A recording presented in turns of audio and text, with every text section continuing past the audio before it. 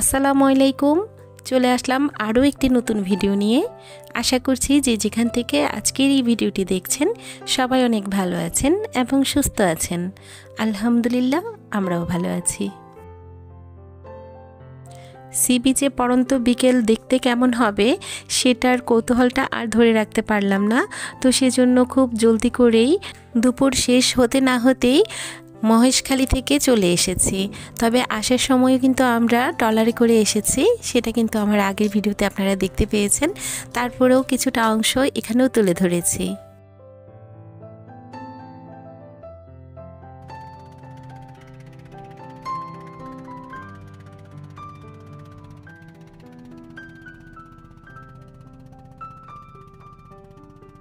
প্রতিটি বেলায় কিন্তু আমরা বাহিরে খাওয়া দাওয়া করতে হচ্ছে।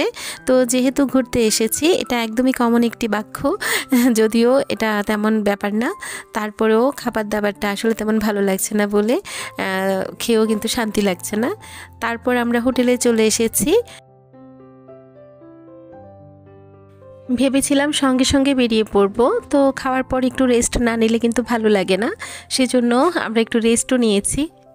আর আকাশে এখনও অনেকটা সূর্যের আলো আছে বলে আমরা আবারও রেডি হয়ে নিচ্ছি। তো ঐশীর চুলটা আমি বেঁধে নিয়েছি, বলছে আমাকে একটা ফ্রান্স বেনি করে দাও, তো আমি করে দিলাম।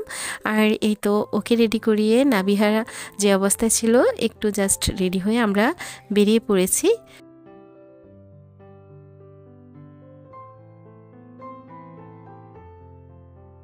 বিকেলটা কেমন হবে সাগরের পাড়ে সেটা দেখার জন্য আর বাচ্চাদের দেখানোর জন্য কিন্তু একদমই বেলা থাকতেই চলে এসেছি।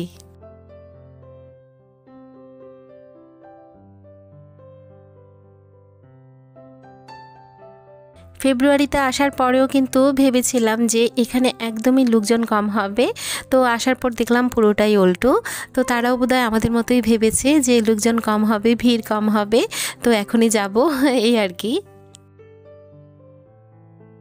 আমরা যখন এসেছি তখনই সূর্যমামা কিন্তু একটু একটু করে ডুবতে শুরু করেছে। এখনও কিন্তু উঁকি মেরে আমাদের দিকে তাকিয়ে আছে। আর এই তো ঐশী নাভিয়া সামনের দিকে এগিয়ে গেছে ওর বাবার সঙ্গে।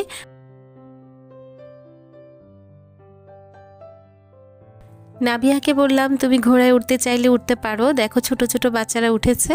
তো ও পিছন থেকে ঘোড়াটাকে একটু আদর করে দিল, কিন্তু যখনই ওকে বলেছি তখন ও একদমই না করে দিয়েছে, ওর অনেকটাই ভয় লাগে। আর এমনিতেও আমার বড় মেয়েটা একটু ভীতু।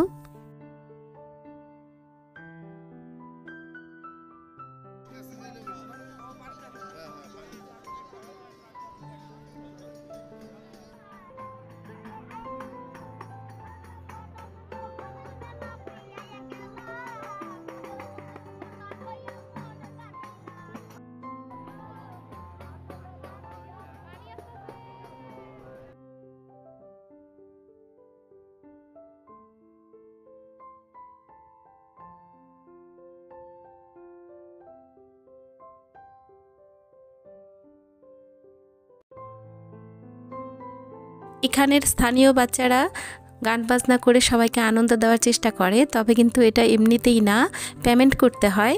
আমি যখন আরও একবার অনেক আগে এসেছিলাম, তো তখন আমাদের পুরো ফ্যামিলিটা এসেছিল। তখন এরকম কয়েকজন ছেলে এসে বলেছিল যে আপনারা গান শুনবেন, তাহলে গান করব, প্রতি 10 মিনিটে এত টাকা দিতে হবে, এরকম একটা চুক্তি করে নেয়। তো এরকম আর কি। আর আজকেও তাই দেখলাম।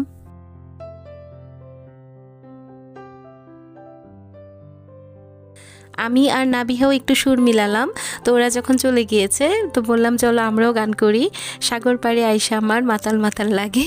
তো নাবিহাও বলছিল আর আমরা মামি হাসছিলাম। কক্সবাজারে প্লেন দিয়ে আসাটা বা যাওয়াটা অনেক কৌতূহলের একটা ব্যাপার, বা অনেক কস্টিংয়েরও একটা ব্যাপার। তবে আমাদের যে কোনো একটা করার কথা ছিল, কিন্তু আমি না করেছি বলে নাবিহার বাবা আর টিকিটটা কাটলো না, কারণ ব্যয়বহুল খরচের আসলে কোনো প্রয়োজন বলে মনে করি না। তো ট্রেন জার্নিটা খুব ভালো ছিল, সেজন্য আমরা ট্রেনে জার্নি করে কক্সবাজার এসেছি। আবার ইনশাল্লাহ ট্রেনে করেই যাব। এখন যে সময়টা চলছে সেটা ভাটার সময়। তো আসার সঙ্গে সঙ্গেই 2 মেয়ে জুতা খুলে ওর বাবার হাতে ধরিয়ে দিয়েছে, আর খালি পায়ে একদমই সাগরের সামনে চলে গিয়েছে, যেন ঢেউ এসে ওদের পায়ে লাগে। ওদের বাবা বলছিল চাইলে তুমিও জুতা খুলে সাগরের পাড়ে হাঁটতে পারো। তো আমি যেহেতু ওদের জুতাগুলো বহন করছি, তোমারগুলো বহন করব। তো যে কথা সেই কাজ, আমিও জুতাগুলো খুলে ওর বাবার হাতে ধরিয়ে দিয়েছি। আর এই তো আমরা একদমই পানি যতটুকু পর্যন্ত পায়ে এসে লাগে অতদূর পর্যন্তই নেমেছি।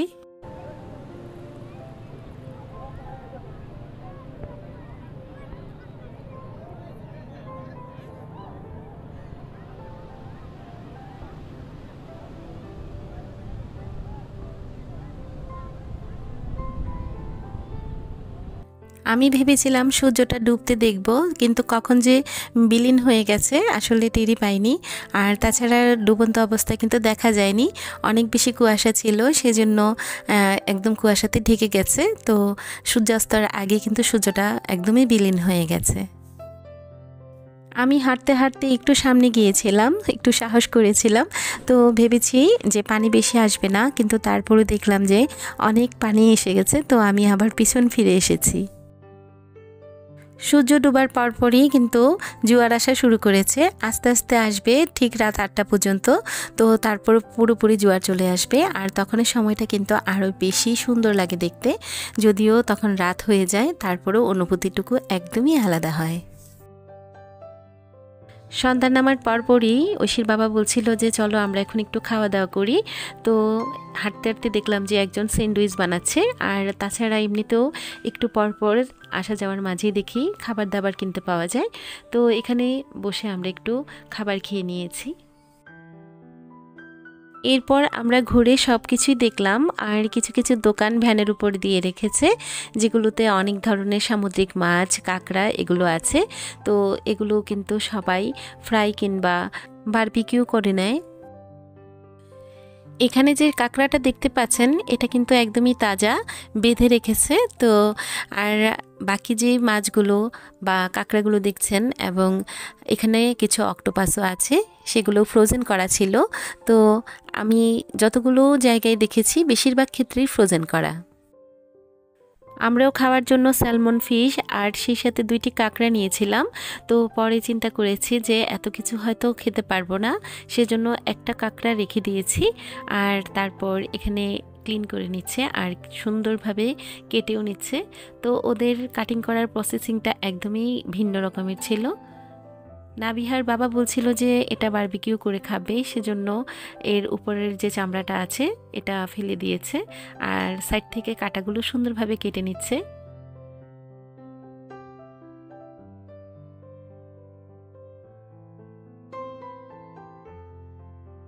যতক্ষণে বারবিকিউ রেডি করছে তার আগে আমাদেরকে কাঁকড়াগুলো ভেজে দিয়েছিল, তো আমরা সেগুলো আগে খেয়ে নিয়েছি। আর এরপর বারবিকিউ চলে এসেছে। এই তো আমাদের মাছটা অনেক সুস্বাদু ছিল, খেতে ভালো লেগেছে। আর আপনাদেরকেও একটু দেখিয়েছি, যদিও রাতের একটি সিন ছিল সেজন্য অনেকটাই ঘোলাটে এসেছে, চতুর্দিকটা অনেকটাই অন্ধকার ছিল।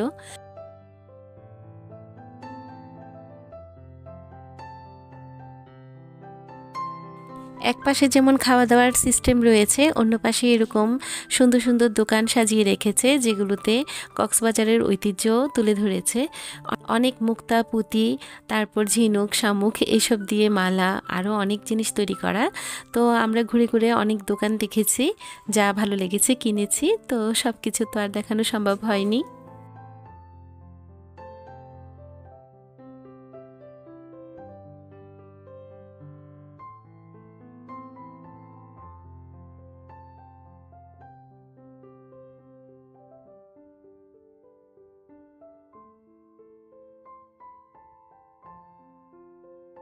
এখানে দোকানগুলোতে ঘুরতে গিয়ে অনেক সময় কাটিয়েছি। তো এরপর ভেবেছি আরেকবার একটু সমুদ্রের দিকে যাই, আর তারপর সেখানে গিয়ে দেখি যে অনেক ছাতা বিছানো রয়েছে, যেখানে একদমই জায়গা নেই, সবগুলো বুকিং হয়ে আছে। তো কিছুক্ষণ দাঁড়িয়ে থাকার পর আমরা একটি ছাতা পেয়েছি, এখানে অনেকক্ষণ বসেছি, 1 ঘন্টার মতো। এরপর আবারও ফিরে এসেছি খাওয়া দাওয়া করে হোটেলে রেস্ট নিতে। তো এই তো ছিল আজকের ভিডিওটা, আশা করছি সবাই ভালো লেগেছে। ভালো লাগলে আমার সঙ্গেই থাকবেন, আবারও দেখা হবে নতুন কোনো ভিডিওতে। আল্লাহ হাফিজ।